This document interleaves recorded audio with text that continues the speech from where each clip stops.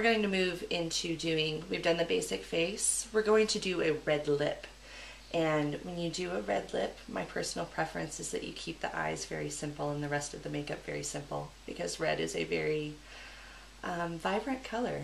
I always get afraid to wear red lipstick. Like that I'm going to be too much, or I'm really attracted to it and I want to do it, but it's like, I think it takes also a certain inner attitude to pull it off. Absolutely. I feel like you have to be super confident, and I think that'll help, like, if I really know how to do it. When you know how to do it well, I think that gives you the confidence to wear it properly and to own it. Yeah. You know, I think that is really, it's a very powerful look for women, you know. I'm ready. Awesome. Yeah, I always love when I see women who have, like, really well done red lips. It's it's definitely an art when it's done well. It's, I don't know, I find myself admiring women when they have their makeup done so beautiful, and a red lip and a simple eye, and it's just such a classic look too. It's very bee stung and Mad Men. Very Mad Men. Very Mad Men. So I'm actually going to use debating my color choice here. I think I'm going to do you in the, which one were you going for? Well, like, that feels more comfortable for me. That feels edgier for me. That's what I know. It's so funny that you said that, because I'm like, that's probably what she would kind of pick. I was kind of picking the first one. All right, we're going to do the first one. We're going to take you out of your comfort zone a little bit.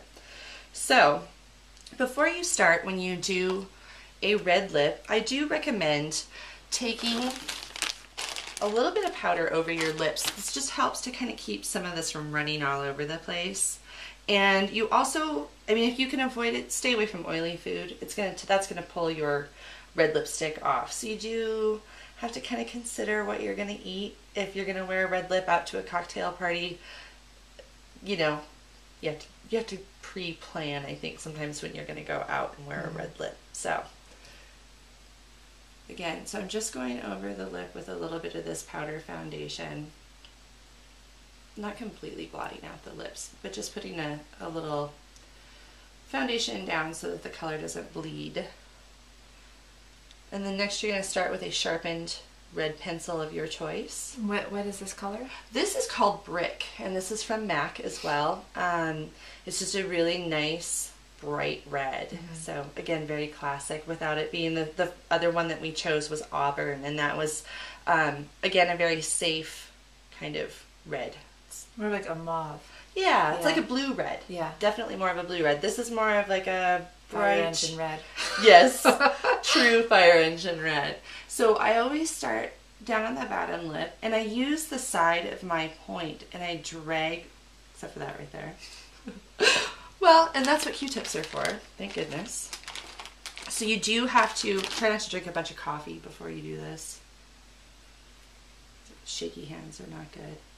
But again, you're going to use the side of the pencil in little strokes, and you're going to outline the lip. Feels like you're going underneath the lip, is that right? I'm literally on the edge, and I'm going through. You can kind of fudge this a little bit. If you want to go and make your lips a little more bee stung, by all means, you can draw, your shape and then fill it in. So what I'm doing on the bottom lip also, this is also a look you want to make sure you brush your teeth first. So, just because you don't want to have to go back and I've put on all my makeup in the morning and then realized I didn't brush my teeth. I had to go back, wipe the lipstick off, start over. So again, I'm just filling in the lip, and this also gives a little bit of staying power to this red lipstick.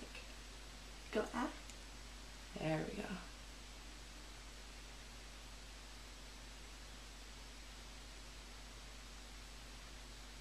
Beautiful.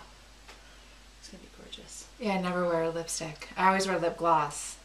It's definitely a different feeling, and there's so many different formulas out there as far as... It's like much more of a commitment. Yeah, I would kind of agree. I like the lip gloss because I don't really have to think about it. You don't have to look in a mirror. This is one that you probably need a little compact for to touch yourself up with.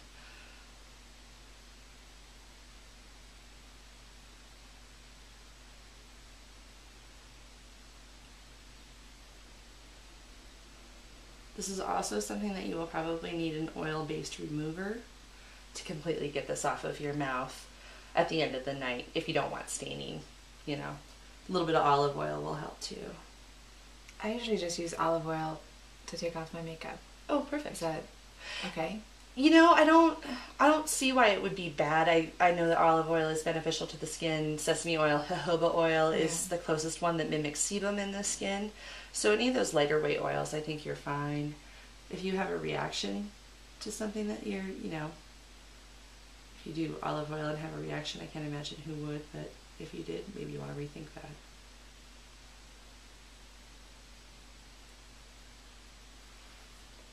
Actually, these lovely little Q-tips have a little point on them. Turn towards me just a little bit right there.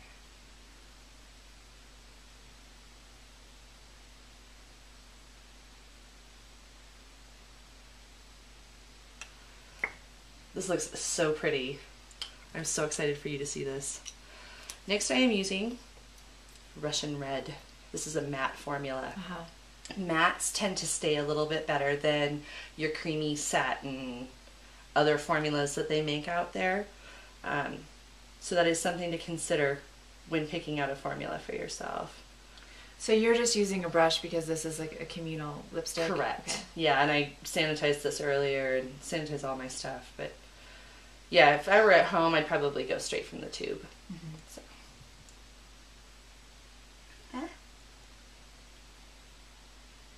I'm just using the flat of my brush.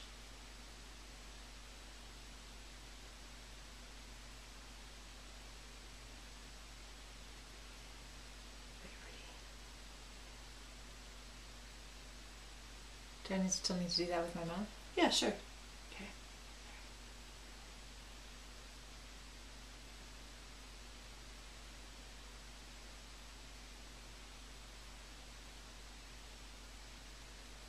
And rub together.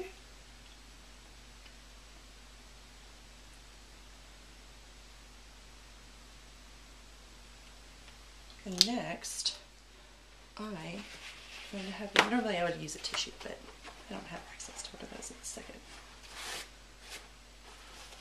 I'll have you blot. And do top and bottom. And then one more quick coat without reloading your brush. Okay. And there you have a perfect red lip.